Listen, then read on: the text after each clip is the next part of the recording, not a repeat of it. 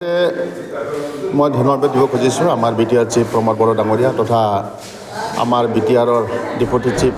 মহোদয় তেখেতক ধন্যবাদ দিব খুজিছোঁ কাৰণ আমি বিশেষকৈ আজি বলমজৰা গাঁও হিচাপে জমদুৱাৰ সমষ্টি বলমজৰা গাঁও হিচাপে আমি এখন কমিউনিটি হল পাবলৈ সক্ষম হৈছোঁ আৰু আজি আমি কমিউনিটি হল আজি আমি মুকলি কৰিলোঁ আৰু ৰাজ্যক আমি সমৰ্পণ কৰিছোঁ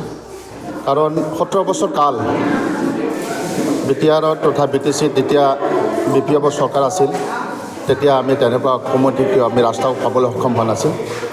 আজি আমাৰ বলমজৰা ৰাভা গাঁও হিচাপে আমি ৰাস্তাও পাবলৈ সক্ষম হৈছোঁ তথা আমাৰ গাঁৱত এনেকুৱা সুন্দৰ এটা কমিউনিটি হল আমাৰ বিটিআৰ চিফ তথা ডেপুটি চিফ ডাঙৰীয়া গোবিন্দ বসুমতাৰী ডাঙৰীয়াক ধন্যবাদ দিছোঁ তেখেতসকলে এনেকুৱা সুন্দৰ এটা কমিউনিটি হল দিয়াৰ কাৰণে মই তথা আমাৰ গাঁৱৰ হৈ আমি নথৈ আনন্দিত সুখী হৈছোঁ আৰু সঁচাকৈ আমাৰ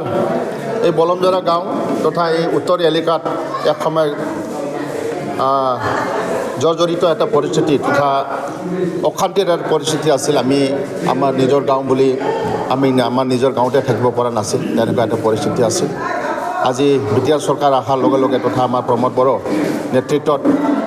আমাৰ ইউপিএল চৰকাৰ অহাৰ লগে লগে আজি শান্তি বিৰাজমান হৈছে আমি শান্তি পাইছোঁ আৰু শান্তিৰে আজি আমাৰ ৰাইজসকলে তথা আমাৰ গাঁওবাসীসকলে বসবাস কৰি নিজৰ কামত নিয়োজিত হৈ আজি সঁচাকৈ উন্নতিৰ পথেৰে আগবাঢ়ি গৈ আছে আজি ৰাস্তা পদূলি তেনেকুৱা কমিউনিটি হল অন্যান্য উন্নতি আমি মোক দেখিবলৈ পাইছোঁ। কিমান লাখ টকাত বনোৱা